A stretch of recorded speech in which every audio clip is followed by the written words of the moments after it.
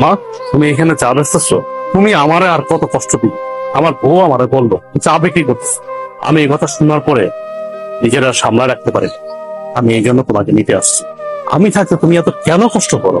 ভিক্ষা করো, চা বিক্রি করো, এত কষ্ট দরকার কি তোমার? আমি না তোমার সন্তান, তুমি না আমার জন্ম দিছো, তাহলে এত কষ্ট কেন করো আম্মা? বাবারে, কিছু কিছু কষ্ট সন্তানের ভালোবাসার জন্য করতে হয়। আমি চাই নাই ভালোবাসা, আমি শুধু চাই তুমি আমার পাশে থাকবা, সবসময় আমার পাশে থাকবা। তুমি পিছিয়ে কি করছো না করছো আমি সব বলে গেছি। তুমি আমাকে মাফ করো। এখন তুমি আমার সাথে চলো, আমার বাসায় থাকবা, চলো।